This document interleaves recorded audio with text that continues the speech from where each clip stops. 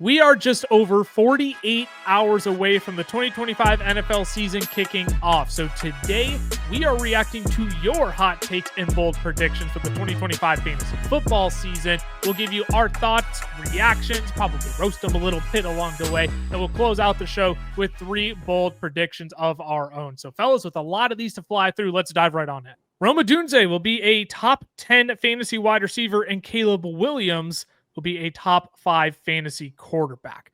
Now, we have talked about Rome Odunze almost ad nauseum this offseason. We haven't necessarily dove as deep on Caleb Williams. We've touched on how Ben Johnson is really trying to help him focus on the fundamentals, playing within rhythm, playing within structure and time of this offense. Rome Odunze, top 10, is bold as one who is very bullish on Rome Odunze. But Cam, what is it going to take for Caleb Williams to be a top 5 fantasy quarterback this year? He's going to have to be the first Bear to ever break 4,000 passing yards. He's going to need not a super high bar, it's but true. He is going to have to set, break history for the Bears franchise. He's going to need probably 30 passing touchdowns. And then I think he's going to need, I think the biggest thing though is rushing touchdowns are going to have to fall his way. I talked about it a couple episodes ago of, I like the rushing upside of Caleb Williams, but with any quarterback, that could mean 2 rushing touchdowns when he's, around that 500 yards, 85 to 90 rushing attempts, or 6 rushing touchdowns, right? If he has 6 rushing touchdowns, he has a great case. If he just have 4, he has a good case. But if he doesn't get any, then it just gets a little bit harder. So it would need to be a step forward passing, rushing falls the right way, passing touchdowns fall the right way. I think he's in the system that he can do it. It's just you need everything to kind of take that step forward this season instead of just 1 or 2 areas. Well, and I wouldn't say a step forward. Like, this has to be a picture-perfect season from Caleb Williams almost. And after what we saw in his rookie season, I mean, that is, Ty, I'll maybe just toss it over to you here. That's like that's a colossal ask out of Caleb Williams this year. It's probably the biggest ask in like NFL history, all things considered, because if that's the case, like Chicago is winning the NFC North, they are making a push deep into the playoffs.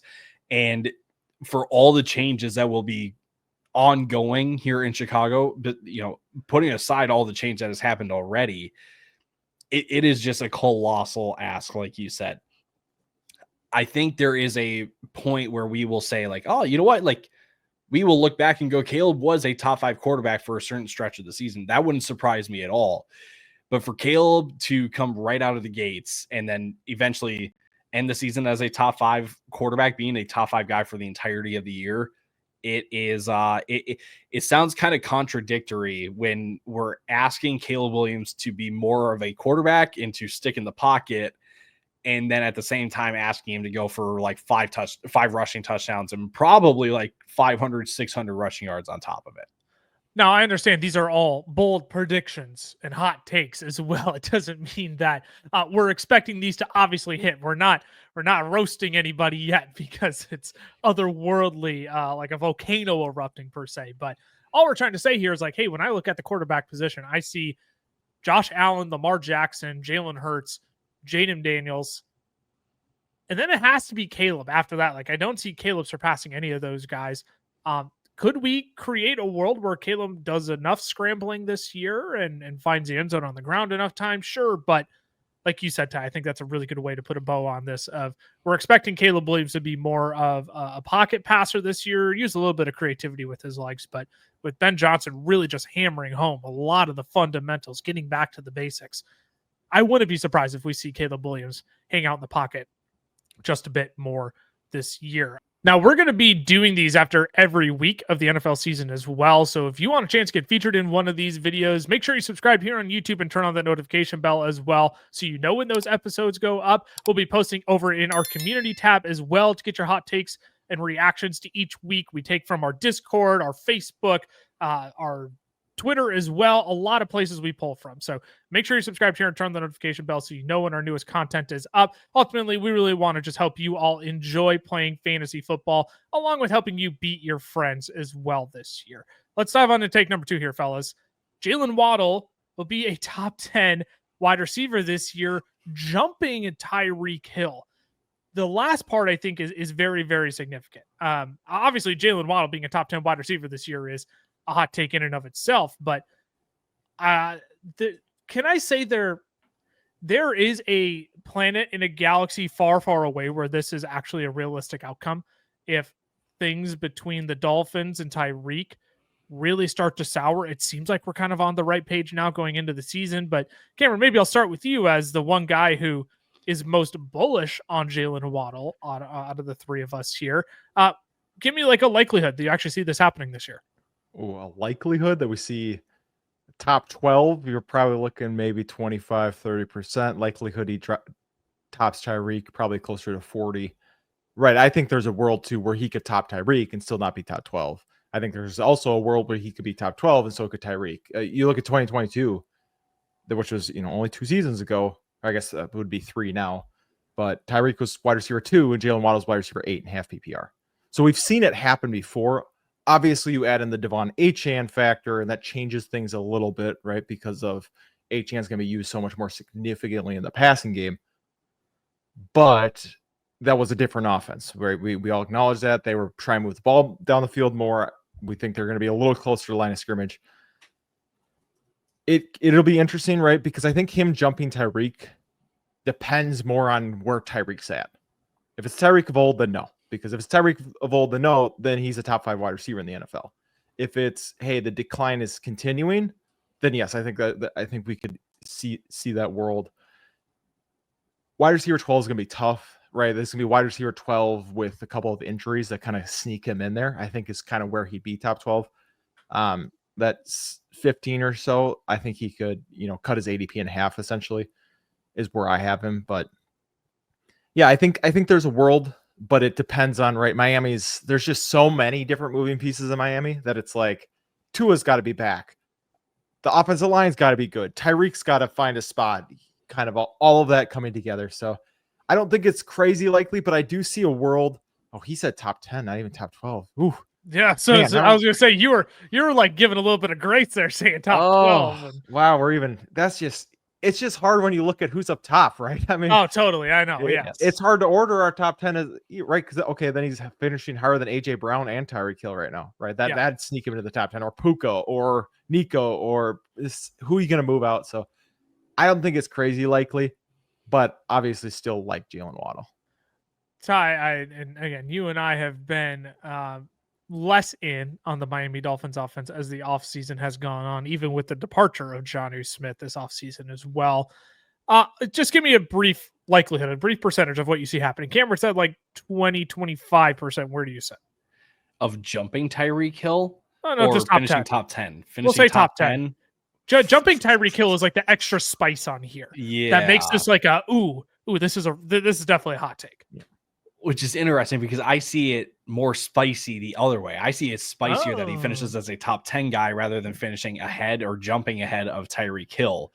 So I would say, honestly, finishing as a top 10 guy, I'd give it like 5 or 10%. Like, I don't really see that happening at all. Maybe there's some injuries at the top and Jaylen Waddle kind of emerges as the number 1 because Tyreek actually took much further of a step backwards than we anticipated last year. I just think it's really tough. Cam brought up the good point. Like, there's a clear top 10 receivers this year. And for Jaylen Waddle to crack that top 10, somebody at the top has to essentially bust this year, that they were not worth the first round or early second round draft capital that you spent on them. Let's keep it moving now. We're going to pivot to the running back position away from the wide receivers here. Bucky Irving will not be a top 10 running back, but Travion Henderson will be a top 10 running back this year.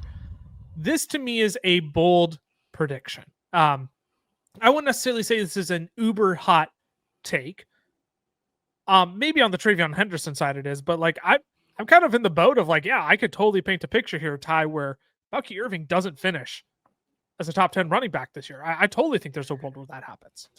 There definitely is. It really feels like it after the first 7 running backs, the rest of the at least I'll say the next 5 between Chase Brown, Bucky Irving, Jonathan Taylor, Omarion Hampton, like any of them can finish whichever way, and it's not really going to shock any of us.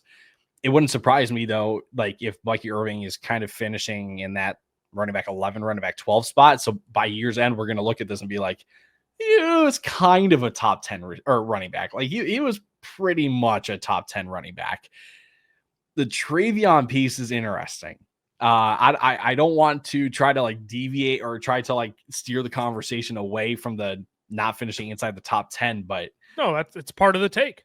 It's part of the take. And I don't necessarily hate it, but I feel like we need to start talking about, okay, everyone seems to be in on Travion Henderson. Like his ADP is about to finish out on Underdog as the running back 15. Like he's going as a top 15 running back now at this point. How good is this New England offense going to be if he is a top 10 running back? Like I think we need to start remembering that this is a New England offense that is growing, that is not yet at the peaks and heights that we think it can get to. So I find this one pretty spicy because there's a lot that a lot of other people will like about Bucky Irving, and there's a lot of other things that people will like about Travion. And for both to happen, that would be surprising to me. I'll say it like that. Yeah, in terms of Travion Henderson, you could just go back and look at 2023 where Jahmyr Gibbs finished as the RB10 in fantasy football, and we all know the incredible tear he was on over the back half of that season. But what you also have to recognize is, Ty, you named this, like how good is this New England Patriots offense going to be? The Detroit Lions were a top 5 scoring team in 2023. They were a very, very good offense. Do we think New England can get to that point? I'm not going to say 100% no, but I certainly don't think they're going to be a top 5 scoring team like the Detroit Lions were this year. So I think it's one thing to say like, oh yeah, Bucky Irving, I could totally see him finishing as the RB13 this year, but can't to push Travion Henderson all the way up to RB10. I think Ty's right. That's probably the more spicier end of this take. Definitely. I mean, his ADP right now for Bucky Irving's running back 11 over on Sleeper. So he's being taken outside of the top 10. Obviously, you're expecting running backs to miss time. For Henderson, it's just going to come down to receiving work. If we see him hit 80 plus targets, then yes, I think that top 10 is within the range of outcomes, but that means we just don't trust the wide receivers, which very well could come true. So I think a lot has to be right for Travion. I don't think he becomes like a top 10 points per game kind of guy. I think he's more of a top 10 because he played all 17 games type of player if he does find his way. So it is a little spicy, and it, for me, feels like we're just kind of getting caught up in how good he could be. And that's more of a year 2 kind of thing for Travion. And I love Travion Henderson.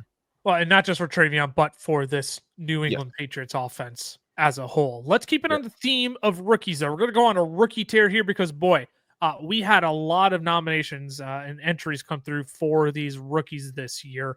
Largely, Emeka Egbuka and Teslaa McMillan both will finish as wide receiver 1s this year.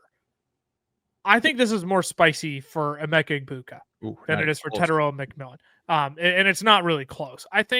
I'm, again, the most in on T-Mac out of the 3 of us.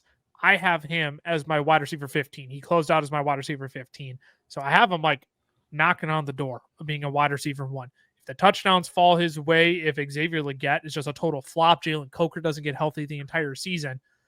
I mean, you're looking at T-Mac and Hunter Renfrow then, and someone's got to catch the ball in Carolina if we're expecting this offense to take a step forward. So, yeah, I think it's within the cards for T-Mac, but oh boy, I think we're really getting hot and bothered by what Emeka Egbuka could be in this Tampa Bay Buccaneers offense when, sure, it's just him and Mike Evans right now. You're going to get Chris Godwin back in October. Jalen McMillan is going to be back eventually at some point during the season. I'm not saying he's I'm not saying he's better than Emeka Egbuka outright.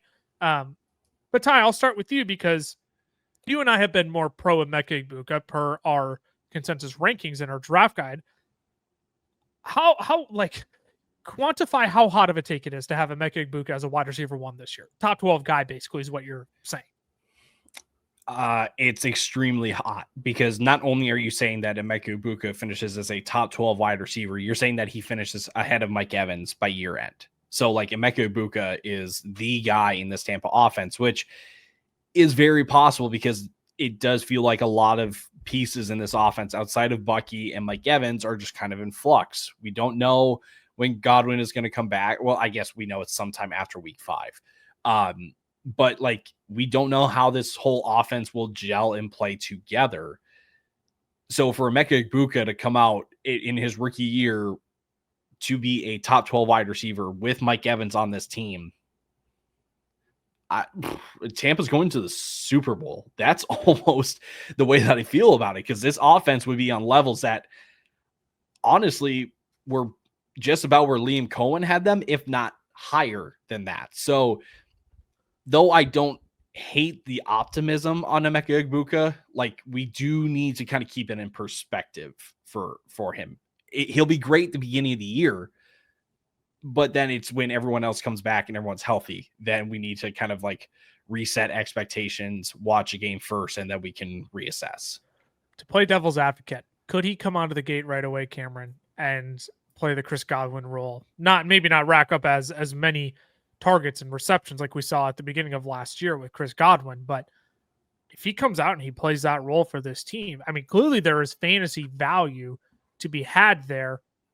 And what if then when Chris Godwin comes back in week 6, 7, right? Whenever he comes back mid-season, what if Emeka Egbuka just flat out looks like the better player than Chris Godwin, who's, I don't want to say he's in the twilight of his career, but man, he's 2 lower body injuries at this point in his career.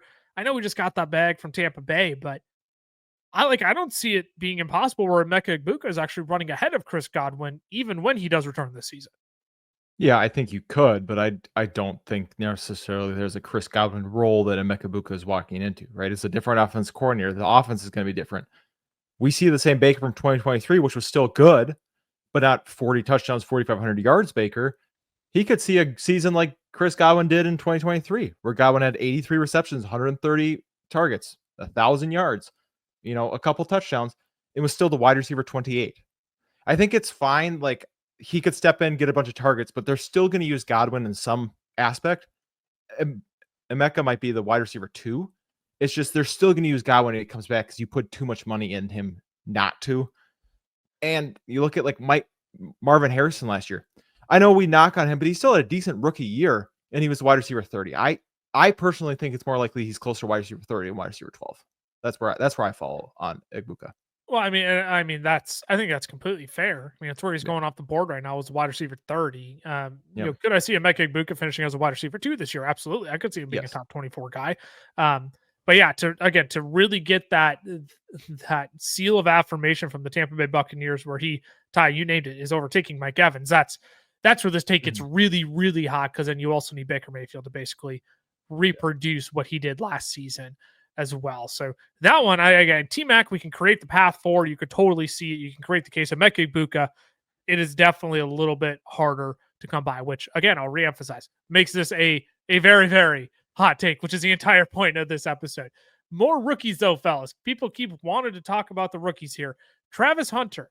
I think it comes down to Trevor Lawrence, but my bold take is that Travis Hunter outproduces Brian Thomas Jr. I believe he'll earn the slot Godwin role and have crazy target volume. Now, this one is really hot for me, because when you're talking about a two-way player in Travis Hunter, the Jaguars, correct me if I'm wrong, Cameron, you had sent this tweet earlier, are still evaluating Travis Hunter's role going into week 1. If he gets the slot Godwin role, I think flat out, he's just not going to play any defense this year. Like that's what I think it's going to be if he truly gets the Chris Godwin treatment in this offense. Yeah, I think he might get some slot, but there's no way you're not going to be putting Brian Thomas in the slot as well. I don't think it's a 1-for-1. I think you're going to mix and match both, because they're both so talented on the outside and they're both so talented in space. Like, for me, it just comes down to, I understand Travis Hunter might be good, but I can't minimize how good Brian Thomas is and the fact that you need to get him the ball as well. And so if Travis Hunter's playing less snaps on top of it, because he is playing defense too, and he's the rookie, I just don't see where he's going to be in a role that they're going to utilize him more than Brian Thomas. Oh, and utilization yes is the key, right? Because I have been in on Travis Hunter all offseason long, saying he could be the breakout wide receiver that wins you your fantasy football league this year. I have been just as equally in on Brian Thomas as well, because I do think he is the alpha. And if things click right under Liam Cohen, if as Fantasy Formula points out, Trevor Lawrence has a career year this year, absolutely, I think Travis Hunter could smash. But again, to me, Ty, it feels like a volcanic eruption here, saying Travis Hunter is going to outproduce BTJ. So much has to go right in this Jacksonville situation. If Brian Thomas Jr. is supposed to be, I mean, for us, we've said that he has like top 5 upside. Some of us believe that he has higher upside than that. And Travis Hunter is supposed to be one of, if not the best pick in fantasy. Like, there's a lot that has to go right here in Jacksonville. And I've had the feeling all offseason long, for as much as I've been in on the ADP of Travis Hunter, I feel like we're evaluating his role every single week of the season, because this is the first time in NFL history that we have had a player like this, at least in the modern era, right? Like, this is going to be an experiment for the first half of the season. I'll say it for that far, because we're going to be seeing, okay, when do we want him out on defense? When do we want him on offense? Is he going to be a red zone guy? How many red zone snaps is he going to get? Is he just going to be a guy between the 20s? And when he's in the slot, what kind of routes is he going to be running the most? Is he going to be doing a lot of slants? Is he going to be doing a lot of over the middle stuff? Who knows? I think the first half of the year is really going to be an experiment. Is going to be let's try this, and then we'll try something different the next game, just to get a feel for what Travis Hunter is most comfortable with. I think too, Ty, you keep saying like, if the team does this, they're gonna be Super Bowl bound. If Travis Hunter's outscoring BTJ, they are essentially as good as the Bengals offense was last year, right? Yes. Because that means you have 2 top 12 guys. That's where that offense would have to go to. Yeah, 100%. And again, I'm not going to say it's 100% impossible, but oh boy, a lot of things are really got to go right in Jacksonville in order for that to happen. So, but fellas, more rookie wide receivers. People couldn't stop submitting hot takes about these rookie wide receivers. Matthew Golden will be a top 10 wide receiver in fantasy points per game and red zone targets. The last part of that was an interesting addition for me. Because when you think about it, who is the red zone guy for the Green Bay Packers? Avian Wicks. Yeah, the guy who can't, guy who's got Butterfingers, sponsored by the brand. He's the red zone guy, right? No, I really like Matthew Golden this year. I think there is a world where he could creep up to be a top 15 guy. Like I don't know if I'd go as bold as saying top 10. But the red zone target is a fascinating one to me, Ty. And I'll start with you as the other pro Matthew Golden fella here. What do you make of this take? This is kind of like my favorite one, where I'm like, this is bold. I kind of jive with this one. How do I say this? There is a near zero shot of this happening, as much as I like Matthew Golden. Okay. I need to keep this one. So here's where it ultimately comes down to for me. When I look at the top 10 receivers last year in red zone targets, Jamar Chase, Amon-Ra St. Brown, T. Higgins, Cortland Sutton, Jordan Addison, Terry McLaurin, Brian Thomas Jr., Jalen Tolbert of the Dallas Cowboys, which was interesting, by the way. What? I know, wild. What do all of those offenses have in common? They're good. Run games in the red zone. Oh. You don't have those teams didn't have a Josh Jacobs in their backfield. That's true. My concern is that Matthew Golden, while he can be the best talent, best player in this offense from a skill, I shouldn't say player, because I'm literally talking about Josh Jacobs. I just think that like Matthew Golden kind of gets in the mix when it gets into the red zone. He can be one of the top target guys between the 20s, but then when we get into the red zone, We're going to mix it up. We're going to keep defenses guessing. One time it may be Tucker Kraft. Next it may be Romeo Doubs on a back corner fade. It may be Josh Jacobs. Like I need to see a season first of Matthew Golden being the red zone guy before going. Obviously, I can sit there then and say like, oh yeah, Matthew Golden is the guy in the red zone.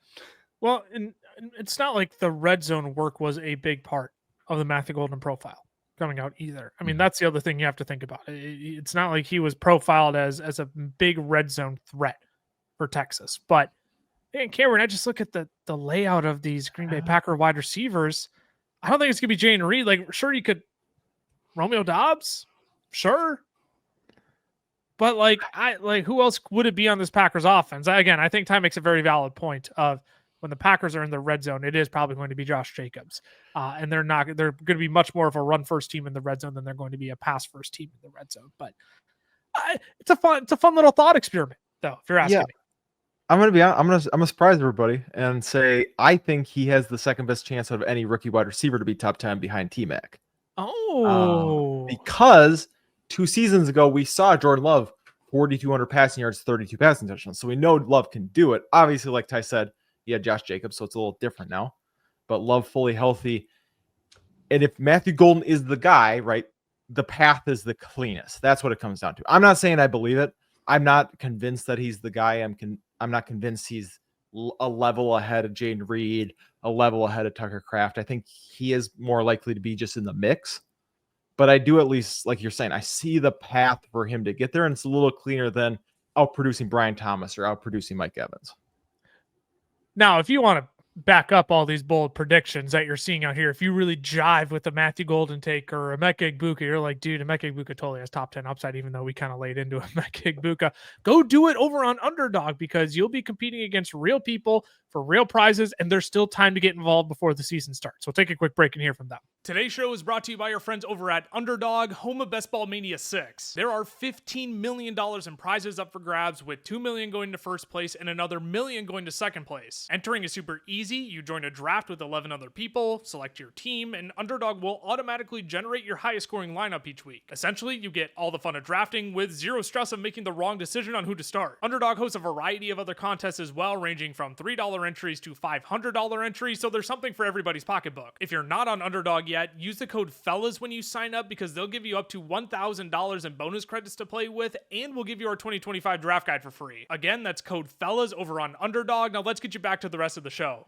All right, fellas, before we keep cruising, Ty needs to make an amendment, because as soon as you spat it out, Cam and I are both kind of like, whoa, it seems a little odd, but go ahead. You can make your correction to when you were talking about Matthew Gold. Ladies and gentlemen, I made a grave mistake. I made a poor judgment call on my part. Jalen Tolbert was not among the top 10 in red zone targets. My point is, really, it doesn't matter who exactly finished top 10 in red zone targets. The guys that did, their offenses didn't have a Josh Jacobs. That was the point I was trying to make, not necessarily who actually was in the top 10 of red zone targets. Now, an offense that does have a guy somewhat similar to Josh Jacobs are the Las Vegas Raiders, which, again, the last rookie we'll talk about here. Even as a rookie, not only will Ashton Jeanty win Offensive Rookie of the Year, I think he finishes with the most touchdowns for a running back. This is a fascinating one. Oh, Ty is already disappointed. Ty hates Jeanty, so. That's true. Certified Jeanty hater. I get it. Hey, I mean, to be fair, we can paint the picture both ways for Ashton Jeanty. We can paint Ashton Jeanty as his generational prospect on an improving Raiders offense that will be in scoring position more often. And when they get into the red zone, they got Brock Bowers, but it'll likely be Ashton Jeanty. Or you can paint the picture, hey, Ashton Jeanty in his rookie season, the Raiders still aren't that great of an offensive line. Still got some improving to do on offense. Are they going to be in scoring position enough, like a Baltimore Ravens, like a Philadelphia Eagles, where he might not lead the league in touchdowns? I don't think necessarily the offensive rookie of the year piece is like all that shocking. I think it's totally possible. I'm sure he's Ashton the favorite Jeanty, right now. He probably is the betting favorite right now. But Cam, most touchdowns for a running back in the entire NFL this year. Give me like your instant reaction when you heard that. Instant reaction, I'm like, oh, Derrick Henry, Josh Jacobs, Saquon Barkley, Bijan Robinson, Kyrie Williams, Jonathan Taylor. But the amount of touches he's going to get, it probably is fair to put him in that mix. And it really is just going to come down to kind of how the cookie crumbles each way. I think he's going to be up there. I think he'll be a top 10 guy in rushing touchdowns. And he does have a head coach in Pete Carroll who has learned, hey, let's run the ball by the goal line. So, maybe he'll actually do that this year. But did we get a Malcolm Butler Super Bowl reference? Is that what we got? That was exactly what we got. I saw Jeanty on the docket, and I was thinking about that since then. Since I saw it, I've been ready for that. Still catching strays for that. Oh, bang, bang, bang. But yeah, the crazy thing is that Pete Carroll isn't even the play caller on that. I don't even care. He's in charge. He's in charge. But yeah, I think you have to say it's somewhat likely. Just because of the amount of volume he's going to get. I just wouldn't say it's as likely as a Derrick Henry, Saquon, Bijan, Josh Jacobs kind of player. I mean, and Ashton Jeanty is explosive enough to house one from 25 plus 100%. yards out. And to get there, though, you would need a Saquon Barkley kind of season where, gosh, I can't remember the stat off the top of my head, but Saquon, I believe he had more rushes outside of the 20-yard line than he did inside of the 20-yard line last year. Yeah. Which to me just like boggled my mind. And if someone has the actual stat, please put it in the comments. I don't have it handy on me because I just thought of it. But go ahead, Ty. You can express your disappointment and go ahead and say, let me say there's basically a 0% chance this happens because you just don't want to have fun on this episode. It's okay. You can just admit that. I have to remind myself that this is a hot takes episode and that it's not my job to prove people wrong. Yeah, man. Live like a little. Live a little. I think we need to remind ourselves what kind of offense Vegas is projected to have this year. I need to remind myself that this is a hot takes episode, but we also need to remind ourselves that you need to be realistic in a hot takes episode. And this is stupid. Golly, Ty. Well, I was getting there. I was getting there, guys. I just needed to get my piece in first and then express that, sure, there's a chance.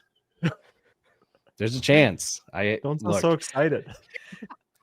For Vegas being a bottom 6 projected offense this year, and for Ashton Jeanty to lead all running backs and touchdowns, that means that Vegas has to be among the top offenses in the league. And I don't see that happening. But can he have a Jonathan Taylor type season where he finishes with 11 or 12 rushing touchdowns on what is a not so great offense? Totally. That is totally within the realm of possibility. Yeah, I mean, it's going to take a truly historic rookie season from Ashton Jeanty to lead the league in touchdowns this year, which, again, makes this a hot take if you haven't considered me a broken record yet this episode. But let's pivot off of rookies, fellas. We've talked about rookies a lot so far. Let's start getting back into some other wide receivers here. Yeah. George Pickens finishes as a top 10 wide receiver this year in PPR formats. CeeDee Lamb, top 5, not a hot take. But let's talk about George Pickens because we've talked about Dak Prescott this offseason. We've mentioned how we think this Dallas Cowboys passing attack is going to be the primary focus of this offense. How Brian Schottenheimer is probably just going to put the ball into Dak's hands and say, go ahead, sling it around the yard a bit, Dak. Oh, how do I want to say this? George Pickens, I top 15 upside for sure. He came out as my wide receiver 20 in my final projections. Could the Dallas here? This is how I'm going to phrase the question. Cameron, I'll start with you. Could the Dallas Cowboys actually be this year's Cincinnati Bengals?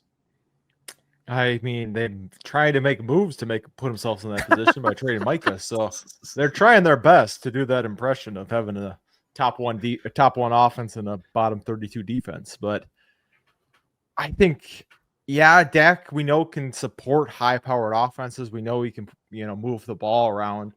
You might not like it come postseason time, but you can't deny that he's good at putting up stats during the regular season, right? That's what it comes down to. I don't think Pickens is ever going to be consistent enough to be a top 10 guy. That's what it comes down to. That's why I just don't think it's going to happen. But I do think there is a world where this is the offense that leads the league in total passing yards, leads the league in passing touchdowns this season, just because they have to out of necessity of, we don't have a running back. We don't really have a defense. We kind of do, but we're missing big pieces of it. So I think there's a world where he can flirt with it. I just don't think he gets there because I think even if he's having a fantastic season, we're still going to see those 2-3 point games every once in a while from Pickens just because of a consistency factor. If I had to pick one offense to get there, I think it would be the Dallas Cowboys. Yeah. But you say, like, you talk about the inconsistency of George Pickens, and yet we look at the Bengals offense all the time and we're just like, man, if only T. Higgins could keep himself on the football field, if only I could know when to depend on him. And I'm just like, what if that is George Pickens this year? You know what I mean? Like, what if that is George Pickens? You're right. It's going to happen. Maybe, look, 100% chance. Yes, I'm all in. Lock it in, 100% chance. I just like, to me, it screams like George Pickens could totally be the next T. Higgins if the Dallas Cowboys tie like totally meet the level of the Cincinnati Bengals, which that might be more the conversation in my mind than necessarily like, can George Pickens be consistent enough? Because, you know, come year end, like T. Higgins last year was still a top 10 wide receiver in points per game. It might not be a flat out overall, but like, could we get George Pickens top 10 points per game? Like, if you said that was a hot take, like I'd be like, hey, look, I'd put a quarter of a unit on that. I will bridge the arguments with my thoughts here. T. Higgins, wide receiver 6 in points per game last year, on the back of 10 touchdowns in 12 games, averaging nearly a touchdown a game. So the consistency that we need from George Pickens to be a top 10 guy, or at least to match like the threshold of the Bengals wide receivers, is the consistency in touchdowns. And ultimately, that's why I'm hesitant to say that like that's a realistic possibility, because I don't think Dallas will be able to score as much as Cincinnati was last year. But from a volume standpoint, it wouldn't surprise me. Like I've said this before. George Pickens has 130 plus targets in my projections, and CD has over 170. Like, because that's all that this offense will be able to do is throw the ball. I just don't know if the touchdowns will be there for both CeeDee Lamb and George Pickens to ultimately return being top 10 guys. We'll keep it chugging along here. Maybe not as hot of a take in terms of how high this player will finish. We're getting gross. We're starting to get down there, but this is still like a hot take in my mind, and I'm going to be really curious to see how you two react to this. Jerry Jeudy is a top 15 wide receiver this year. Ridiculous how late he's going after his monster performance towards the end of last year. Could you say that Jerry Jeudy is a good draft value at the wide receiver 40? I would definitely consider it. Could we get a stretch of Jerry Jeudy being a top 15 wide receiver this year with Joe Flacco under center? I also think there's a possibility of that.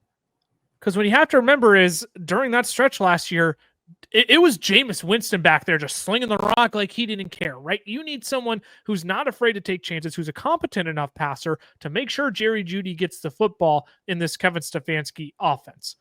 My fear in all of this is, yes, while we may get 6 weeks of Joe Flacco, what happens when we get 6 weeks of Dylan Gabriel and then also 6 weeks of Shedeur Sanders? I think, and you both are nodding in agreement, Ty, I'll start with you. I think that's what it comes down to here is how many games of Joe Flacco are we going to get? And how much of how many games of Joe Flacco are we going to get? And how much of like a head start can Jerry Jeudy get on a top 15 finish this year? Yeah, I would agree with that. It's because of the quarterback situation. That's why the ADP is so low, because there is no one can put a good guess. Obviously, we know that Flacco is the starter out of the gate, but we don't know when the plug is going to be pulled on Flacco. And at that point, like, we assume it's Dylan Gabriel because we look at the depth chart and he's the quarterback too. But for all we know, it could be Shedeur and then Dylan Gabriel, and that could throw things off a little bit too. I don't know how much stock I want to put into the performances of Jerry Jeudy without Cedric Tillman last year, because we're talking about, like, again, Cedric Tillman, who's probably going to be the number 3 option in this Cleveland offense. But Jerry Jeudy's damage was most done when Cedric Tillman was not in the lineup. Like, Jerry Jeudy was the wide receiver 7 when Cedric Tillman was not in the lineup. So I think I struggled to say that, like, Jerry Jeudy has the same ceiling that he had, or that, you know, he had the ceiling of where he finished last year because of all the quarterback problems, question marks. And honestly, I just don't know if I can necessarily bank on a Cleveland offense just for Jerry Jeudy specifically, just volume his way to being another like top 15 guy. Like I think it's a tall ask. I can't believe you used Cedric Tillman. I love Cedric Tillman the most. I think he's a great pick in drafts right now. Yet you're using it as a reason to not being on Jerry Jeudy. I'm proud of you. You're coming around on Cedric Tillman. I'm proud of you. Okay. Now that you say that, as if I'm a doubter, I need to go pull my exposures because Cedric Tillman. Look, I'm not saying I was a slappy for Cedric Tillman in drafts, but when you got that late in drafts, there were very few picks that looked as enticing as Cedric Tillman. Cam is the one guy who remained in on Jerry Jeudy still. I thought there was a chance last year when I very much jumped ship last year. Where are you at? Jerry Jeudy, top 15 wide receiver this year. Could Dylan Gabriel or Shedeur Sanders actually be good enough to at least give Jerry Jeudy like a fighting chance at a wide receiver 2? And Joe Flacco could potentially give him a top 15 finish during his first 4, 5, 6, 7 games? No. I don't think it's going to happen. I don't think it's close. He was the wide receiver 27 last year in points per game. And he had 90 receptions and 1,200 yards. He only had 4 touchdowns. Do you really think Jerry Jeudy is going to see 7, 8 touchdowns? No. It's like the Browns might score 8 touchdowns the entire season. That's how bad this team is. It's just, can you guarantee me 12 plus games, Joe Flacco? No, because I think the team would be crazy to not see what they have in there. Exactly. And to try, like, why would the Cleveland Browns want to go 8-9 and get a mediocre draft pick next year? Because that's what they could do with Joe Flacco. You would rather see what you have, and at worst, you get a good draft pick next year. So I just don't see it. Njoku, is fully healthy. I think you have, like you said, a fully healthy Cedric Tillman. I think Isaiah Bond's going to factor into this offense in ways. You have decent enough running. No. I'm not okay. Let me take that back. I just said he's going to factor in. I'm not saying he's going to steal. I'm not saying he's like a reason not to, but I'm saying it's better than what they had last year because it was literally Jerry Jeudy and nothing else last year. All right, we need to transition before. That's what I'm saying. I'm not going to bother commenting on the Isaiah Bond opinion. I just think they're going to factor in, and I think it's going to be enough to keep him outside the top 25. Well, let's talk about a position we haven't talked about yet, though, the quarterback position. I really like this hot take coming up here. Michael Penix outscores Bo Nix. The reason why I think this one is fascinating is with what we got at the end of last season. Ty's already giggling. You don't like this one at all. Maybe, I'm not even going to do an intro. Go ahead, Ty. You're giggling at this take. I kind of like this one. I really like this hot take. Apparently, I'm the only positive one on the show today. You all like, oh no, none of these can happen because they're hot takes. We ask people to submit them. I like the Matthew Golden one. I was all for that. How about this? If Michael Penix outscores Bo Nix this year, I will buy a Michael Penix jersey. There you go. You all are so negative. You're not even willing to give this a chance. No, because what we're essentially saying here is that the Denver offense is not, that the Atlanta offense is better than the Denver offense. That's essentially what we're saying here. I disagree with that, but go ahead. Keep going. No, I want to hear why you disagree with that. Who says Michael Penix can't be slinging the ball all around the yard and the Denver Broncos actually focus on the run game more this year? Who says Michael Penix isn't going to step in and, like, he's got some Jameis Winston to him, man. Like, in terms of how he slings the rock around the yard, like, what if the Atlanta Falcons, like, actually let Michael Penix sling the ball around? I know they got Bijan Robinson, sure, but, like, what if the Broncos become more of a run-centric offense now that they have a stellar offensive line, 2 very good running backs to give a 1-2 punch to support Bo Nix? Like, what if Atlanta is still just playing from behind in enough games where, yeah, they're going to let Michael Penix sling the ball around the yard, and just flat out, Michael Penix produces like a higher volume of passing stats than Bo Nix. I think we could easily get that. I don't think that's like otherworldly to think. How much does Michael Penix run this year? Is Michael Penix Tua? I don't or like, is Michael Penix Bo Nix? Because it's right. I don't think it's any more or less than Bo Nix per se. because he didn't run much last year. Penix Right. didn't. That's my concern. Is if we don't get any rushing upside from Penix, then I don't think it happens because I think Bo Nix is insulated enough rushing the ball. If we can get some Penix on the ground, then yes, I think there's a possibility. So I will say yes, but we have to see a rushing upside for Michael Penix. That's kind of where I stand with it. I don't know, man. Maybe I'm just I'm like not in on Michael Penix this year from like a draft perspective, but like I'm very open to being wrong on Michael Penix if he comes out and closes out the year like he did last year. If he improves on what we saw in those final 4 games, where again he was willing to sling the rock, he and Drake London were in sync with one another. I'm not saying Bo Nix is going to be a bad quarterback this year, but could Michael Penix come out and impress similar to a Jordan Love? Right? That's not me saying Michael Penix is going to be a top 5 guy. That's not me saying the Atlanta Falcons are going to be as good as that Green Bay Packers offense 2 years ago. But like, I feel like we kind of said the same thing about Jordan Love, where it's like, I don't know, we'll give it a year. We'll see. I just think Michael Penix could come out and just potentially blow people away right away. I don't think this is like all that unfeasible. Yeah. My thing with Love is he had 250 rushing yards and 4 touchdowns. And last year, Penix had 7 rush attempts for 11 yards. That's my worry. How many games did Michael Penix? What? That's only 2 rush attempts per game? Yeah. My worry is he's Tua. My worry is he's Tua. And we've Sure. seen Tua put up 4,600 yards and 30 touchdowns and finish the quarterback 19 in points per game. That's my concern. If we can see rushing upside, then I'm open to be changed. But because I don't think we're going to get it, I just don't think he can pass Bo Nix. All right, Ty, I'll let you say your piece here because I interrupted. I was rude because you didn't want to give any credibility to this take. I'm trying to stand up for the people here. We ask for their opinions, and the first thing we say is, yeah, not likely. Like, come on, we got to live a little here with the people. We asked for these takes. I'll live on the next one. Hey, I like that. And your dynasty team would stand on the one after that then too. I think ultimately where I sit is that the floor of Bo Nix is still good, is still high enough because of how good I think the team will be.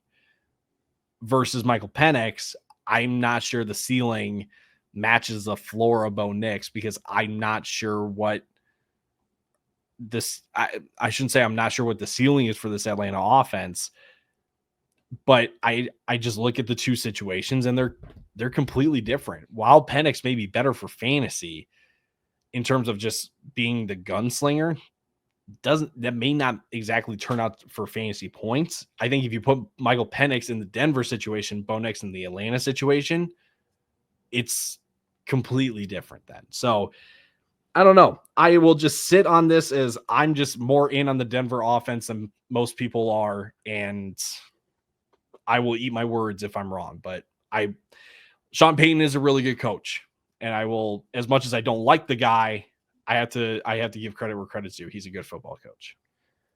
So Cam said he wants to live a little bit on this next one. So let's talk about one of Michael Penix's weapons for this upcoming year, Drake London. Oh boy, we're getting hotter and hotter as the episode goes on here. Top 2 wide receiver this year. This is one where I'm willing to say, hey, this is like, this is a firestorm. Like this is probably the second hottest take we have on the episode. And the hottest one is definitely coming next. Unlikely, but I'm willing to live a little, Cam. Let's live a little here. Go ahead, make the case. I don't mind it. Last season, almost 160 targets, 100 receptions, 1,200 yards, 9 touchdowns. If you want to talk about a guy who could be a dark horse to lead the NFL in receiving touchdowns, Yeah, I think it's Drake London. You give me a 15 touchdown season from Drake London where he breaks 1,250 yards again. I'm not saying it's other realm possibilities. I think it could happen. I like this one. I'm not going to say it's like 50-50 or anything that, no. But if there's 3 guys that I'm constantly on that I think could finish, top 1 or 2 at the position, and it's Nico, Drake London, Brian Thomas. So I'm going to stand firm that I think that he could do this. Like, I don't think there's other realm possibilities. I mean, if we get that mind meld with Michael Penix, golly, Lucas, say the name right, Michael Penix. And you still expect him to outscore Bo Nix. That's crazy. Stop. I deserved that, but man, that was a cheap opportunity to get a low blow in. Yeesh. It's a real heel move to go for the cheap pop. Yeah. He's a real Irish curse backbreaker. There's my one WWE reference I know in the entire vault. Attaboy. I'm proud of you. I'm proud of you that you even know one. Slowly but surely. Drake, look, I think if you get the mind meld with Michael Penix, could be looking at Drake London. I think is a top 5 guy potentially this year. Top 2. I was really waiting for this one to say Drake London, top 2 wide receiver, and he ain't 2.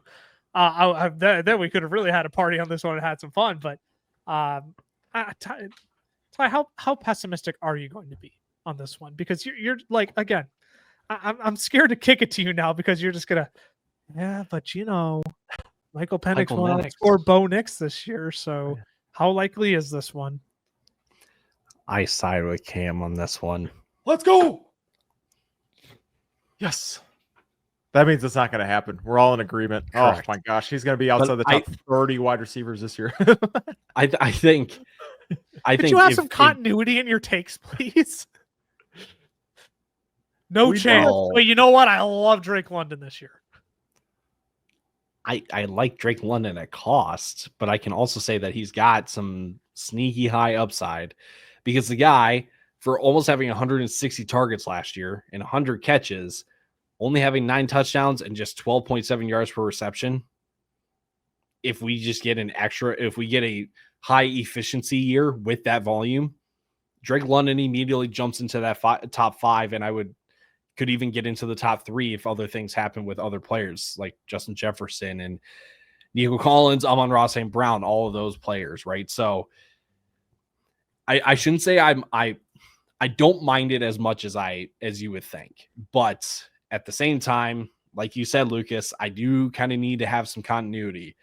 I think there is a lot that there's a lot that has to bounce Drake London's way. And I can see it happening. I just don't think it's as likely. I can still see it, though.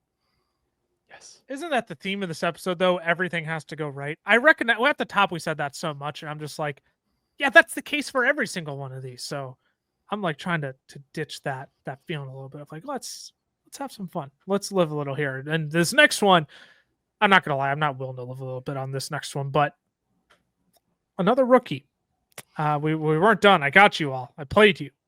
Ooh. Isaac Teslaa will outscore Jameson Williams this year. This one, I'm sorry. This is one that I am going to roast. All right. I think we're getting too hot and bothered by Isaac Teslaa. All right. Mm-hmm. I like the guy. I think he will play a relevant role. I do have him statted out slightly ahead of ADP. I have Isaac Teslaa, I believe, as my wide receiver 66. I also have J-Mo as my wide receiver 23. So they are, I won't say eons apart in my rankings, but I don't want to sit and like roast this one into eternity. But this is one where I truly will say 0% chance. Yeah. I think Jameson has to get injured before week 5 for this to work. I think if he plays more than 5 weeks, I think he outscores Teslaa in the season. To me, there's just too much momentum and buzz around Jameson Williams this offseason for me to think, hey, as good as Isaac Teslaa has looked in the preseason, it's not going to come at the cost of J-Mo. I really don't believe that at all. Let's close out. Go ahead. You got one more thing? I was just gonna say, BC Johnson looked better than Justin Jefferson in one preseason, so I'm not gonna. Hey, you know what? Yeah. Hey, let's not forget, old BC Johnson, the running mate to Adam Thielen in Minnesota, and then Justin Jefferson. just had a. Yes, I'm not gonna put stock in preseason. A couple catches. I'm sorry. Yeah, right. Hey, Isaac Teslaa has looked good. He has, but this is wide receiver 3. This is a good wide receiver 3 is a great way to put it. One more line to talk about, though, because I am curious to see both of your reactions to this one. Jahmyr Gibbs, 2,000 rushing yards, 500 receiving yards this year. So a 2,500 total yard season from Jahmyr Gibbs this year. We have said all off season long that, sure, yes, we're expecting the Detroit Lions, to regress as an offense this year. But the one player we really were never concerned about, like taking a step backwards, was Jahmyr Gibbs, for the reason that, hey, even though they lost 2 interior offensive linemen, Jahmyr Gibbs is in the receiving game. He's playing outside of the tackles, not in between the tackles. That's a David Montgomery spot. Year 3 for Jahmyr Gibbs. He's probably going to be playing more than David Montgomery. With no Ben Johnson there, I wouldn't be surprised if John Morton is saying, why aren't we giving Jahmyr Gibbs the ball more than David Montgomery instead of having this be more of a 55-45, 60-40 split. Ty's already gearing up. I don't blame him. This I give is it a wild. This is I a very give it hot a take. 0.1% chance. Do you know how many players in NFL history have had 2,000 rushing yards and 500 receiving yards? Do you know how One. many have had 2,500 total yards in a season? One. One Chris Johnson, and that's it. on the back of 400 touches. And I'm pretty sure Yes. Chris Johnson didn't have a David Montgomery, didn't have an Amon-Ra St. Brown, didn't Yes. have a Jameson Williams, didn't have a Sam Laporta, didn't have an Isaac Teslaa now all of a sudden. It's a hot takes episode.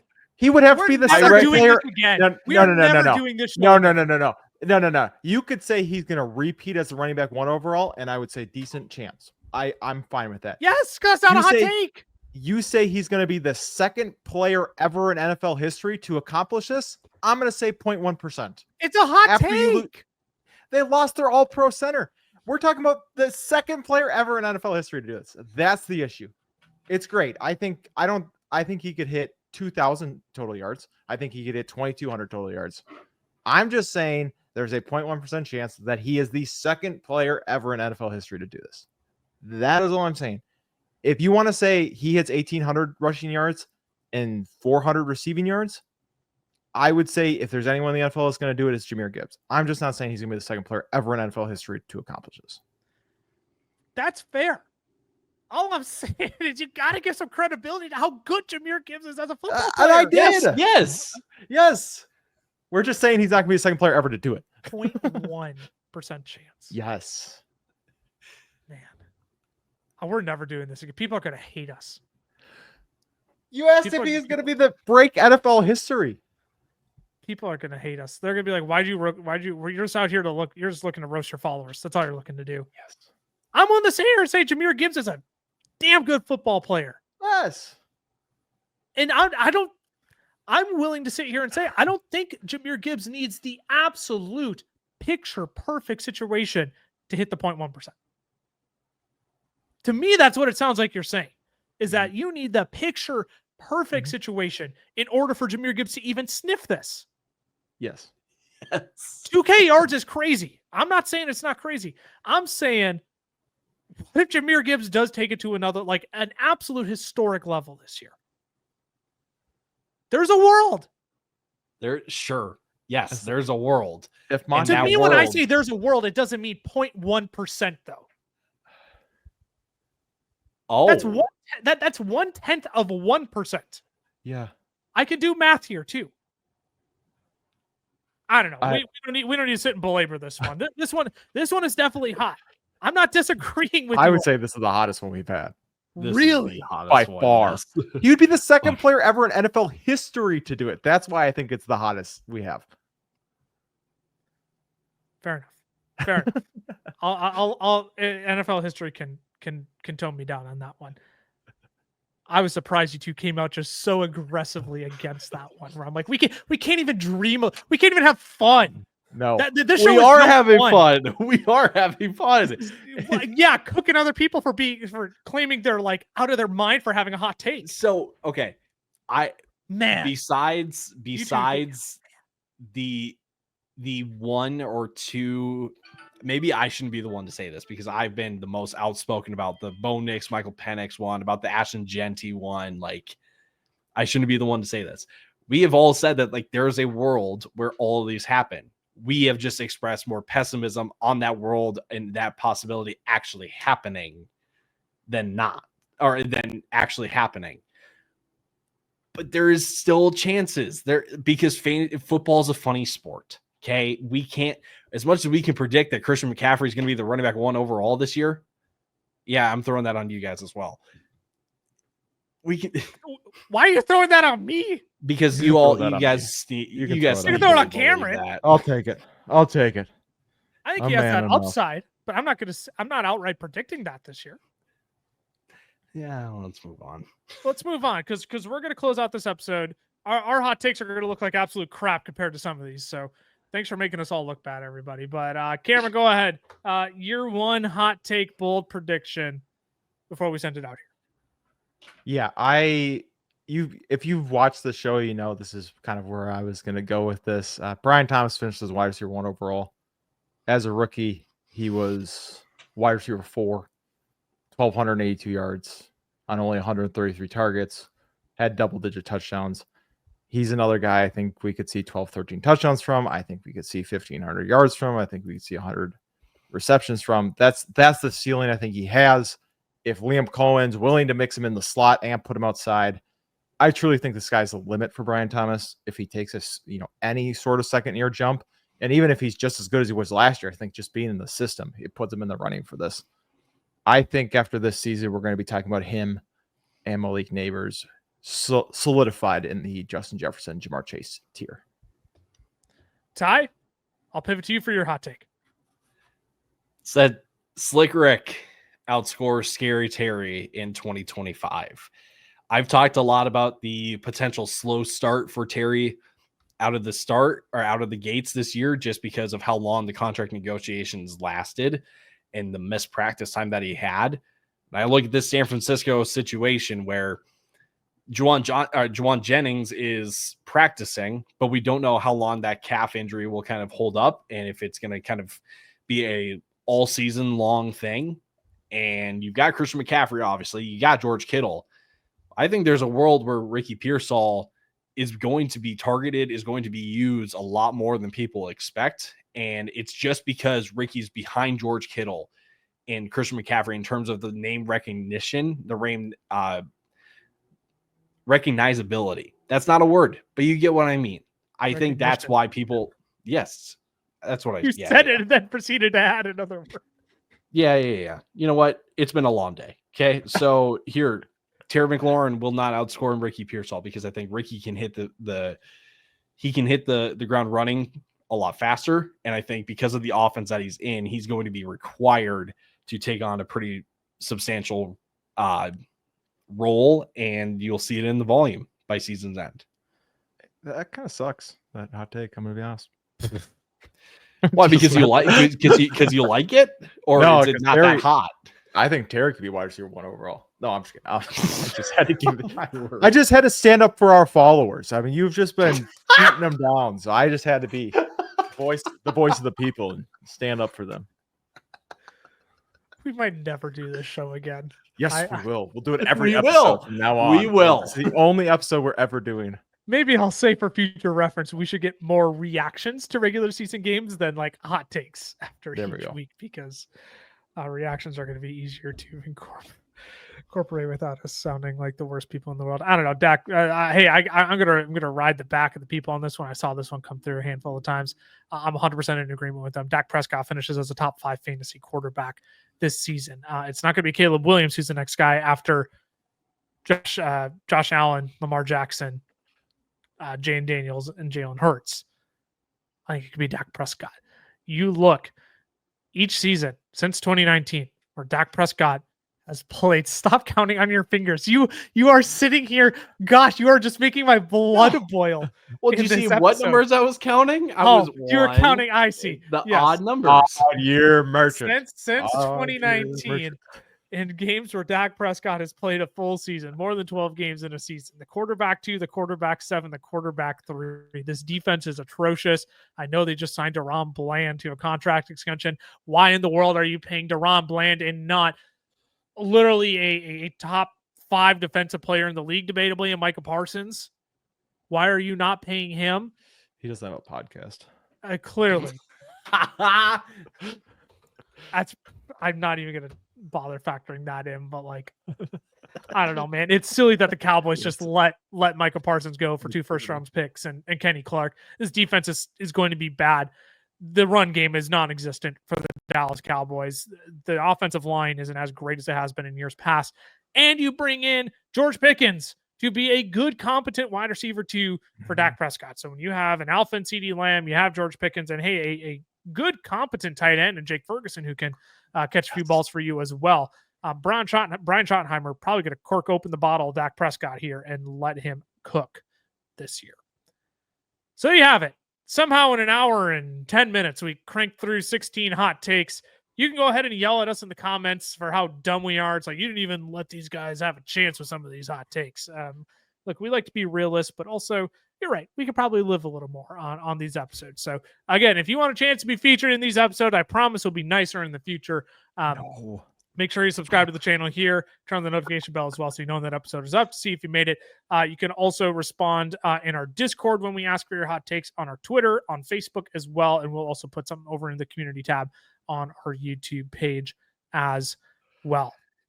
If I haven't said this already, drop your hot takes down below.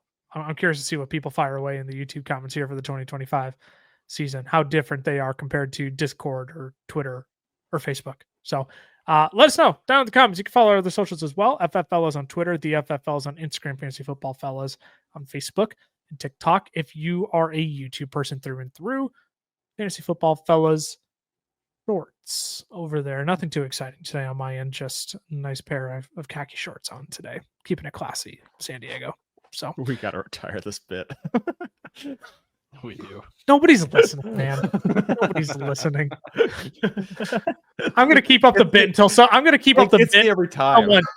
I'm gonna keep doing the bit until someone in the comments says stop doing the bit. If you say stop doing the bit in the comments, I'll stop doing the bit. Anyone but producer Jackson. Anybody but producer Jackson. Yeah. Anybody. We gotta like not be a personal friend because you could just scroll to the end because you know we do this all the time. I'm creating a burner. Just two buzzkills on this episode today, just ruining all the fun of hot takes and bits at the end of shows. Hey, look, we got more content coming this week. What do we have coming up on Wednesday? We got waiver wire stashes coming up on Wednesday. Then on Thursday, before Thursday Night Football, we're going to be talking about our first starts and sits for week 1 of the regular season. We are almost here, y'all. Thanks so much. Make sure you got the notification bell turned on so you know when the rest of our content is coming up this week. We'll see you then. Deuces. Deuces.